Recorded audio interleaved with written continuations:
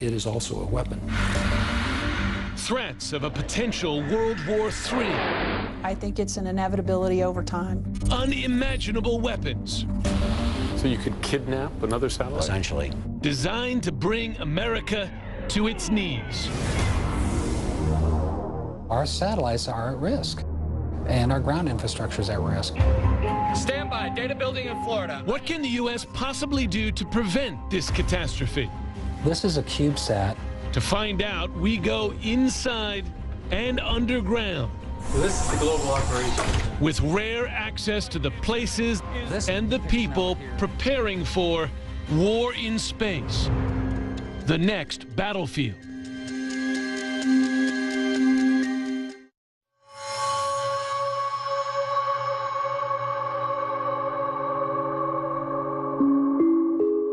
As the sun sets and the nation goes to sleep, the battle for supremacy in space is about to begin.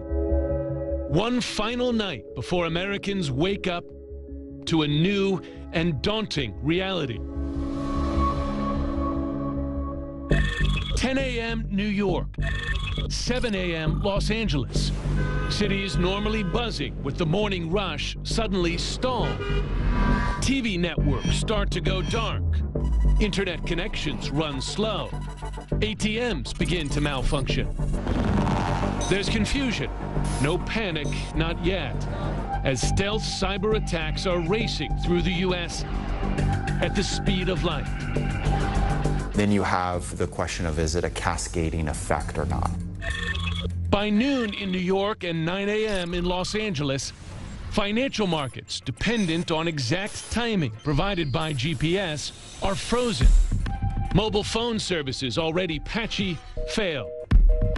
Confusion gives way to growing fears this is much more than a simple cyber glitch.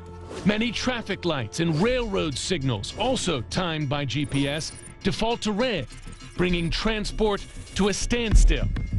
Commercial air traffic is grounded as pilots lose navigation and weather data.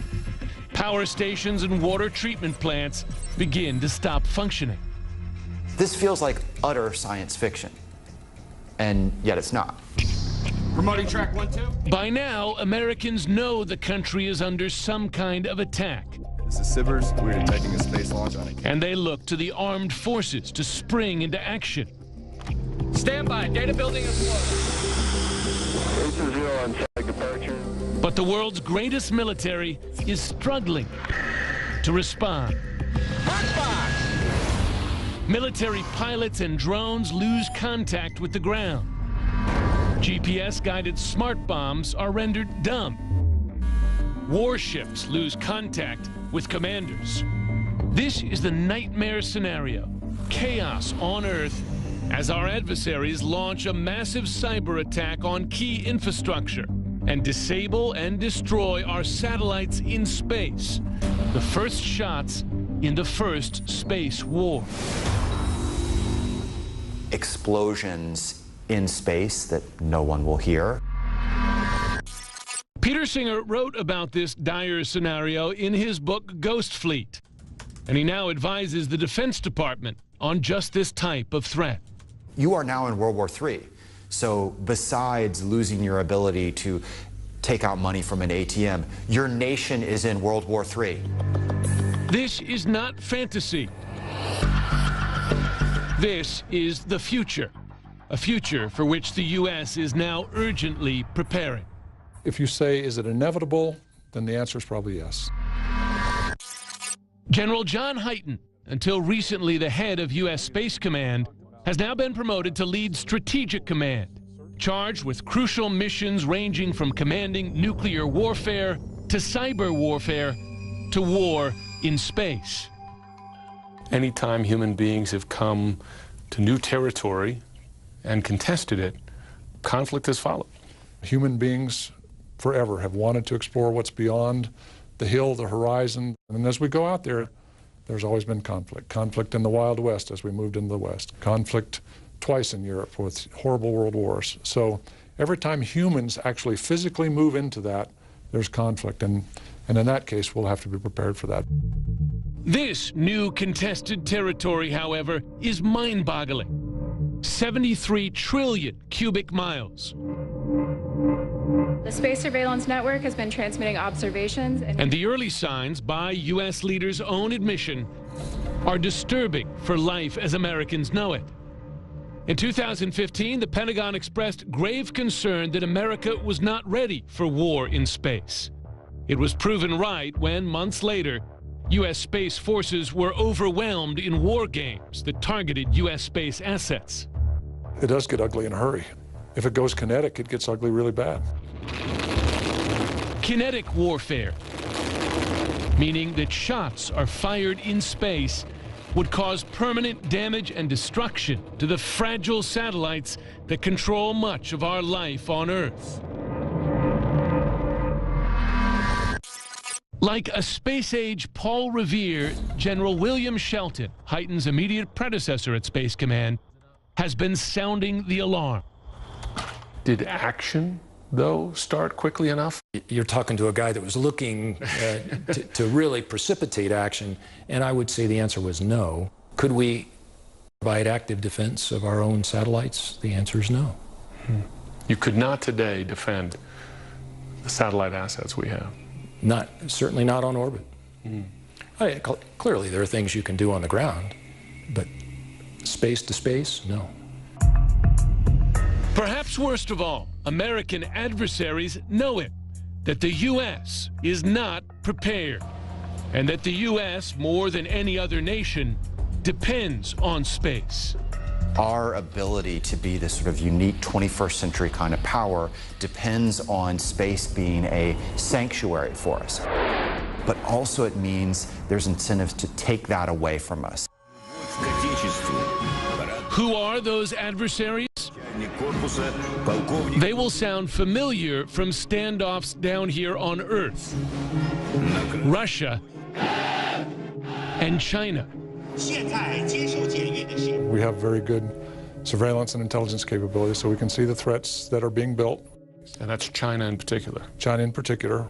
Russia is also working on those capabilities.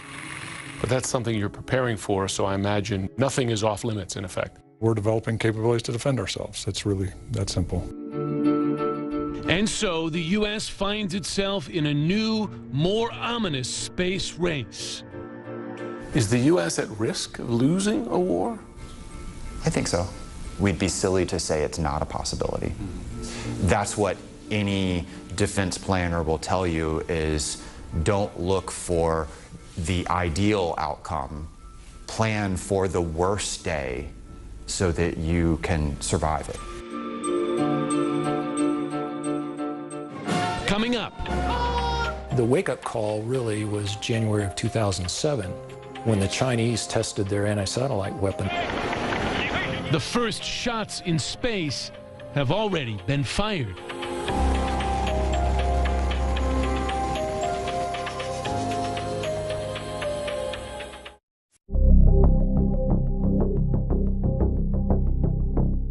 All right, good morning, Charlie crew. Let's get started. Changeover. One of the first warning shots in space was spotted here at the Joint Space Operations Center at Vandenberg Air Force Base in California. All assets are currently tasked and are ready to support. Pending any questions, ma'am, that's all I've got. It was May 2014 when a small team of airmen monitoring a Russian space launch saw something they'd never seen before. As part of the Russian space launch, we were tracking 3 objects on orbit. One was the actual satellite that they were launching in orbit. One was the rocket body. And another was what we assumed to be a piece of debris. But soon after, that debris came to life. Lieutenant General David Buck, commander of U.S. military space forces, was on duty. The one object that we assumed was a piece of debris started to maneuver in close proximity to the booster. It has continued to, over time, make maneuvers? We're watching it very closely. In other words, it's not debris, but a satellite with new and dangerous capabilities.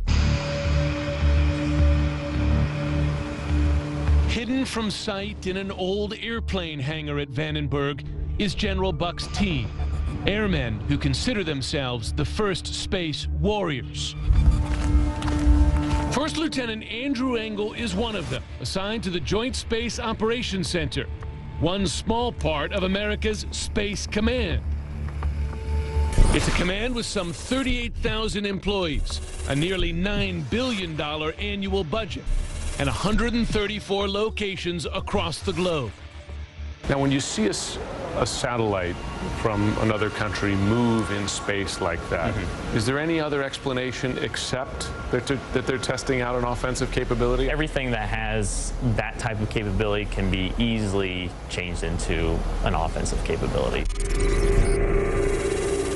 The satellite's official call sign is Cosmos 2499, but the airmen here have a more daunting nickname, Kamikaze, a spacecraft expressly designed to maneuver up close to another satellite and disable or destroy it. In other words, this satellite can go on attack. This is something that is kind of on the new frontier of space that we're seeing from our adversaries in this aspect. It's highly technical, highly skilled. Today, Lieutenant Engel, one of Space Command's newly created defensive duty officers, watches his computer screens with the alertness of a sentry guarding a forward military outpost. It takes a lot of vigilance. It takes us being focused, being ready every single day. We would absolutely be shocked if the U.S. military were not on a war footing now based on what we see. Paul Graziani, CEO of the civilian satellite tracker AGI, finds his team on the front lines of this new threat. There's no doubt that Russia and China both have seen that this is a way that they could shift the odds in their favor. AGI tracks some 10,000 commercial and military objects orbiting the Earth. Their visual rendering of satellites and debris as small as 4 inches across resembles a porch light swarming with thousands of mosquitoes. We spent the day with their ops team as Graziani showed us that Cosmos 2499, that Russian kamikaze, is far from the only threat. Now, meet Luch. It's a Russian satellite, and what's been happening here is this satellite has been maneuvering through geosynchronous space and cozying up close to various communication satellites, listening to what traffic is flowing over those. Launched in 2014, just a few months after the kamikaze, this second Russian satellite takes offensive space capability to a new level, operating like a space fighter jet and a spy plane. We watched, again in real time, as Luch shadowed a European communication satellite, hoovering up every byte of information. What's interesting is it has two capabilities. It can listen. It can spy on all the communications coming out of this Eutelsat, this European communication satellite. Correct. But because it can maneuver, it also has the potential just to become a bullet. It could. It could. So if the operators of this spacecraft so chose, they could direct it to actually hit another spacecraft. Over the course of a year, Luch has also cozied up to 3 U.S. satellites, handling some of the most sensitive military communications. Graziani was charged with delivering the bad news to one of its victims, U.S.-owned Intelsat. We actually, as soon as we figured that out, that it was parking next to an Intelsat satellite, we picked up the phone and we called Intelsat and we let them know they've got a new neighbor. Their reaction? They were not happy. The Russian government did not respond to CNN's request for comment on Luch or Cosmos 2499.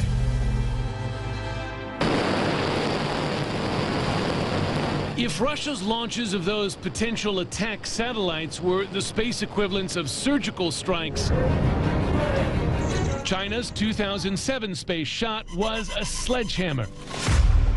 That year, the Chinese launched a massive space kill vehicle similar to this launch, striking one of its own satellites and blasting it, literally, into thousands of pieces. I would say that the wake-up call really was when the Chinese tested their anti-satellite weapon against their own satellite, clear demonstration that the technology was there in the hands of the Chinese anyway. A wake-up call, both because it represented an ominous step towards weaponizing space and because it immediately added thousands of pieces of debris to Earth's orbits, each piece a potential satellite or spacecraft killer. Man down! Man down! Just as you saw in the thriller Gravity, space junk traveling at more than 20 times the speed of sound is flat out deadly. A piece just 4 inches across packs the punch of an SUV traveling at 70 miles an hour. Then, 6 years later, China made a far stealthier advance in weaponizing space.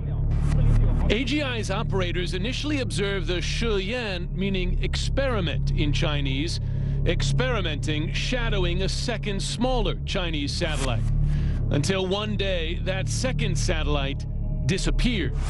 We saw the approach, we saw the larger spacecraft come close to the smaller spacecraft, and then we no longer saw the smaller spacecraft. The only reasonable explanation, Shiyan has a robotic arm that was repeatedly grabbing, then releasing its smaller partner, experimenting with a dangerous new space weapons capability. China admits the satellite has a robotic arm, but claims it was launched purely to observe space debris. Graziani and others, however, see the potential for a far more sinister use. Why would you grapple another satellite? You could grab a hold of a satellite and maneuver it out of its mission, so it could basically take it offline. So you could kidnap another satellite? Essentially, right. Kidnapper satellites, kamikaze satellites, anti-satellite missiles, multiple weapons with one target, the U.S. Next, So our satellites are at risk, and our ground infrastructure is at risk. war as we've never known it. The first battles would likely be silent.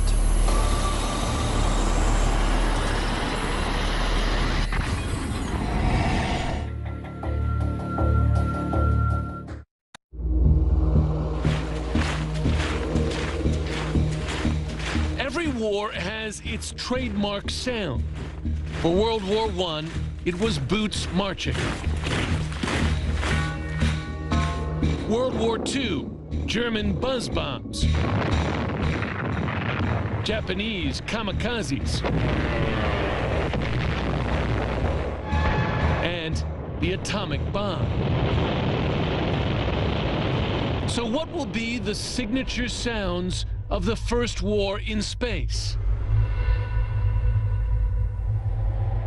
The first battles of a war between great powers would likely be silent. Silent and stealthy, but gravely impacting both the civilian and military worlds. The first targets likely will be here on Earth. They will be malware going after computer networks. A war started by military hackers, techies, and programmers, with keyboards and networks, not bombs or bullets, their weapons of choice. A battle that does not sound or look like any before it. Electronic warfare, cyber, jamming, those kind of capabilities are most likely where a conflict would start. Soon, the front lines extend to outer space. Laser weapons, another new capability now being tested by multiple countries, temporarily blind or permanently disable U.S. space assets. Then, satellite versus satellite. Kidnapper satellites capture them. Kamikaze satellites destroy them. All of these threats potentially hiding today in plain sight. You could have something on orbit that, for all intents and purposes, looks like a communications satellite, when in actuality it is also a weapon. A space Trojan horse. Exactly. And the attack is not over. Ground-based missiles launched at the start of the attack are now reaching space to destroy some of the nation's most sensitive satellites. If it continues to escalate, then you probably start seeing anti-satellite weapons start flying. blowing things up, damaging them, disabling them irreversibly. Absolutely.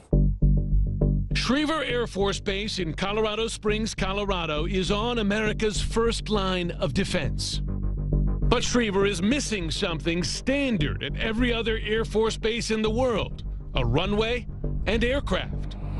The 50th Space Wing calls Schriever home. Checklist 1-8, SIP 4, go ahead. But the birds they fly are hundreds, even thousands of miles above them. And those birds and their pilots are now on a war footing. On nav first and legacy nav second, step 7's good. I think it's evident that in any realm man has lived or operated, we have ended up in conflict. It sounds like, from your point of view, it's either a likelihood or a certainty. I think it's an inevitability over time, and that's why we have to be prepared for it. Colonel Deanna Burt commands the 50th Space Wing. Its nickname, Master of Space. This is one of the most restricted areas in all of Space Command, and the reason is behind each of these doors are teams that are controlling, flying, really, entire constellations of satellites. Behind this door, it's the GPS satellites. Behind this door, the Milstar satellites. It's a secure form of communication for the military. Down the hall, extremely high-frequency communications, also secure comms for the military, a favorite of U.S. Special Forces. And then down here, you have what they call the Neighborhood Watch satellites. Those are the satellites that are looking out for all the other satellites in the U.S. military's arsenal to give them early warning of potential threats in space. Pre-pass 52. 184, go. Going act now, 52. This is the team at Schriever responsible for the Global Positioning System, or GPS, constellation. No changes to conflicts. You're good to execute 52. Copy that. Now approaching the 38th anniversary of the launch of its first satellite. 3180 continues to perform well. The GPS constellation is the biggest and arguably the most important network of satellites in space today. And we have indication of spacecraft separation. If we lost all of our GPS satellites, it would be a bad day, for sure. Most people know of GPS technology for its mapping capability. And today, the U.S. military depends on that tool. Every aircraft, ship, submarine, guided munition, drone, and war fighter on the ground. Over half of the munitions we're dropping against ISIS today in CENTCOM are GPS-enabled munitions. So what that means is we're able to strike things more efficiently, more accurately, with less civilian casualties or other casualties in the area. But GPS satellites also provide precision timing to the civilian world. Space Command estimates that some 3 billion people take an action dependent on GPS every day. If you got gas today, that ATM system in the gas pump is timed off of GPS. If GPS goes away, that doesn't work. Most of the stoplights in town are timed off of GPS. Hospitals are interconnected through GPS timing sources. Every financial transaction is timed off of GPS. Today, there are 24 active GPS satellites, with a further 10 in reserve, guaranteeing global coverage 24 hours a day, 7 days a week. And yet, flying those 34 satellites falls to a tiny team. The folks in this one room control all the GPS satellites. Yes, that is absolutely true. How many folks on duty here? We have 7 military on duty right now and 1 civilian contractor on duty. That's just 8 people controlling all of the world's GPS satellites. Not long ago, those satellites and the space they occupy were considered safe from everything but asteroids and space junk. No longer. We currently fight in a contested, degraded, and operationally limited environment, and that is only going to become more limited in the future. The challenge is what to do when the alert is sounded. Unlike its adversaries, the U.S. has not weaponized space. So these airmen and women may call themselves space warriors, but for now, they are unarmed, making their squadron headquarters an observation post with very accurate clocks to set your watch. These satellites were built 15 years ago and launched during an era when space was a benign environment. There was no threat.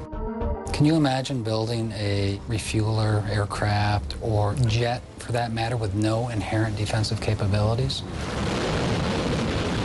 So our satellites are at risk, and our ground infrastructure is at risk, and we're working hard to make sure that we can protect and defend them. General Buck's options are limited. Observe potential threats in space and, if need be, maneuver U.S. satellites out of harm's way. Coming up, by the time he issues that order, will it already be too late? The U.S. military, most advanced in the world, what would it look like without space? It's industrial age warfare.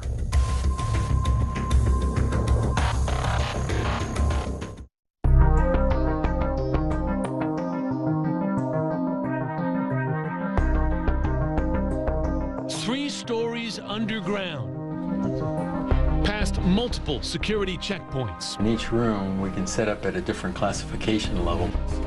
And through a series of blast doors designed to resist the electromagnetic waves of a nuclear attack. Walk up here Is one of the most secret military headquarters in the world. U.S. Strategic Command, located at Offutt Air Force Base in Omaha. So secure, so remote, that this is where Air Force One took President George W. Bush the morning of 9/11. We received rare access. Thank you. Welcome to the U.S. STRATCOM Global Operations Center. Today, Strategic Command handles a total of 9 crucial missions, including defending space. We are associated with the responsibility of missile warning. Admiral Cecil Haney was in charge here when he spoke with us just before retiring. In that range of responsibilities, can you do any of those jobs today without space? Absolutely not. We are really dependent on our unique space capabilities to provide the president options if required. Controlling and protecting space is essential for maintaining American military superiority. We're more dependent on space than anyone else. That's why we're more powerful, but it also means if you pull it away from us, we're really bad off. More vulnerable. Exactly. That vulnerability begins with the crucial GPS system. With GPS down or severely damaged, the U.S. is dragged suddenly back in time. What would the U.S. military, this gargantuan apparatus, what would it look like without space if that light switch was switched off because of a comprehensive attack? It looks like Vietnam. It looks like the Korean War. It looks like World War. It's industrial age warfare.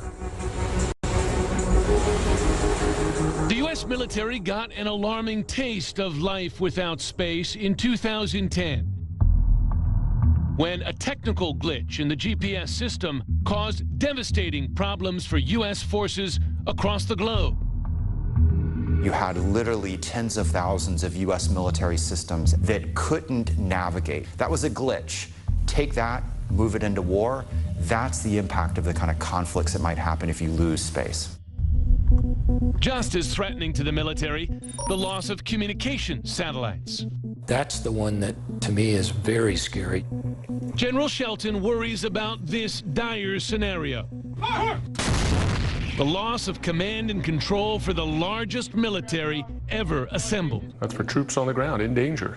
Troops on the ground in danger, and also when the president needs to give execute orders out to the deployed forces. Ground, anything else? We're good to go, sir. At Buckley Air Force Base in Aurora, Colorado, the 460th Space Wing is scrambling to respond to a far more dangerous reality. The loss of early warning of nuclear attack, preventing our military from responding in time. Stand by. Data building in Florida. IAs, check sources. Intel is a confirmed Atlas V launch. We are the first news crew allowed inside their highly classified operations center, where the team demonstrates how they watch every ballistic missile launch on the globe. This is Sivers. We're detecting a space launch out of Cape Canaveral, Florida. Commander type is Atlas V. Copy all. The U.S. Nuclear Early Warning System satellites are placed in some of the highest orbits for protection, flying as high as 22,000 miles above us. Losing just 2 of them could leave the U.S. military mostly blind to part of the planet. You're looking at about a 30 to 40-minute flight time of an intercontinental ballistic missile. Colonel David Miller commands the missile warning team. That may sound like a lot of time, but when you are providing warning and trying to inform decision makers on what the response should be, you can imagine that the expectation for us as the first detector and first reporter of that information is significantly shorter. Back at Strategic Command, a clear indication of exactly what's at stake. A line of digital clocks that would start counting down if nuclear missiles were ever launched. Red for the time to impact on an adversary's soil. Blue for time to impact here in the U.S. And safe escape for the time that commanders here have to flee to their aircraft, which remains on alert 24 hours a day, 365 days a year. With the fate of the nation potentially at stake, I had one overriding question. Can the U.S. credibly defend itself in space without the ability to shoot back? Are offensive space weapons part of the conversation for the U.S., under consideration? I would just put it this way. We're looking across the whole spectrum of capabilities. So not taking that option off the table? Absolutely. And so, 30 feet underground in perhaps America's most secure command headquarters, I learned that the U.S. may soon be joining the first space arms race. If you hit me, I'm going to hit you harder. Next, the U.S. fires back.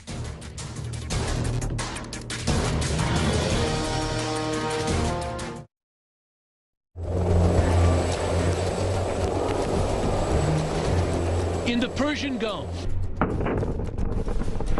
an instantaneous burst of energy destroys targets, first on the surface, then in the air, its deadly firepower moving literally at the speed of light.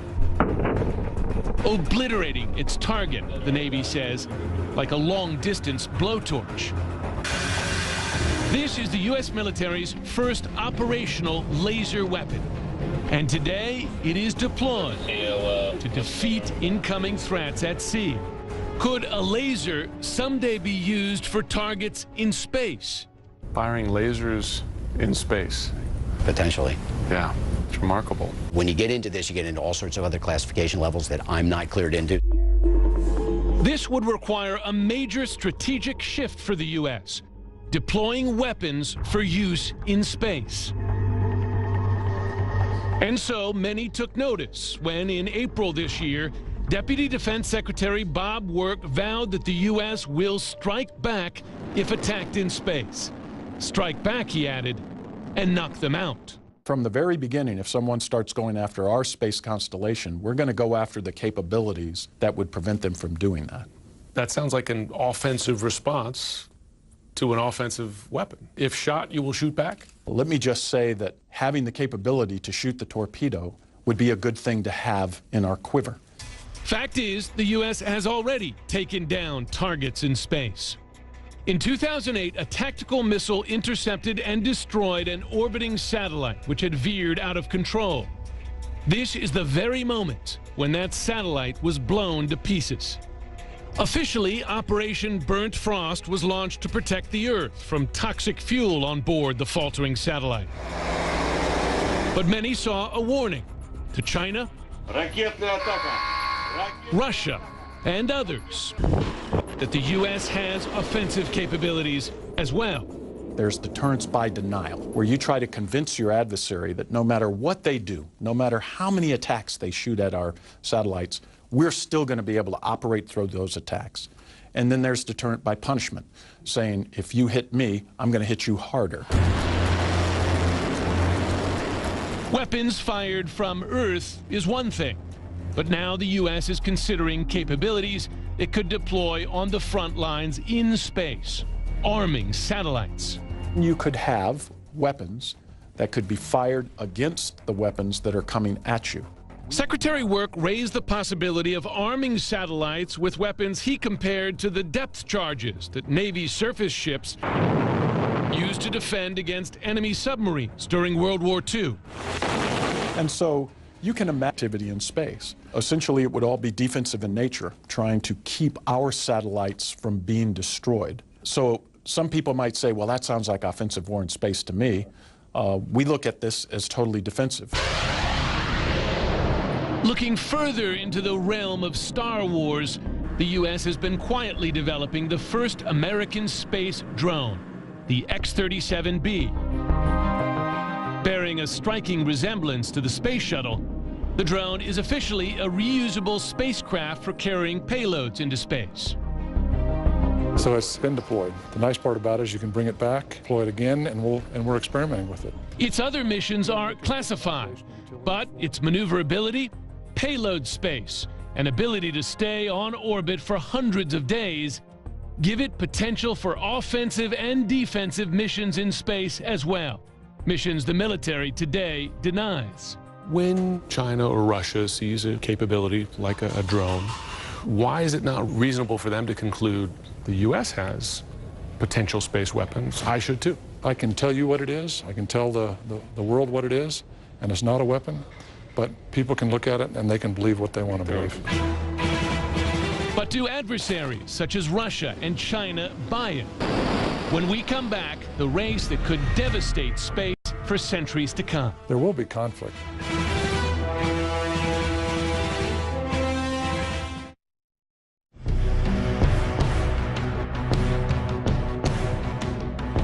The aftermath of the first space war would be devastating and lasting. Hundreds of thousands, perhaps millions of pieces of debris, an orbiting minefield with each object a potential satellite killer. The environment that you destroy and create is there for decades and decades and centuries. We have to be able to avoid that. It takes away the dream of exploring space. A destroyed space environment would mean a war with no winners. Be unusable for all. Not just the two adversaries, but for everyone. And it would be unusable for a long time. A new mutually assured destruction? Maybe so. Maybe so. A mutually assured destruction. MAD, as it was known during the Cold War, for the space age, but this time with no rules and no limits. If not explicit, there was certainly an implicit agreement during the Cold War with the Russians that strategic assets in space were off limits. Both nations, as a minimum, implicitly agreed to that red line. I don't believe that we have had that same dialogue with the Chinese, and therefore I don't think there's going to be near as much of a deterrent thought in their minds. But today, you don't believe that China sees an offensive strike in space as a red line, as crossing a red line? Not in all their writings that we've been able to glean. Fact of life. Fact of life. So how to make space war less likely? Some space commanders say they must convince adversaries that the U.S. has so many assets in space that it could survive any attack. Resilience is the ability to shrug off the bad thing that happens to you, to get back up quickly when you've been knocked down. We don't yet have resilience in our space capability. We don't have enough satellites. One solution may lie here. This is a CubeSat. The U.S. is now designing and deploying a new age of microsatellites, CubeSats, like this one, smaller than a toaster. What can a single CubeSat do? A variety, a variety of missions. Could it take pictures? Absolutely. Most of it is research and development right now, right? Trying to find out how can we really use this miniaturized technology. Some of them even have some propulsion on board. The idea is simple. Spread America's space needs from the hundreds of satellites deployed today to thousands or more. Too many targets for U.S. adversaries to take down. Talk about redundancy, resiliency, incredible capability, and not just for the military, right? For commercial applications. Global Wi-Fi, right? There you go. Yeah. That's remarkable. It's great technology. Yeah.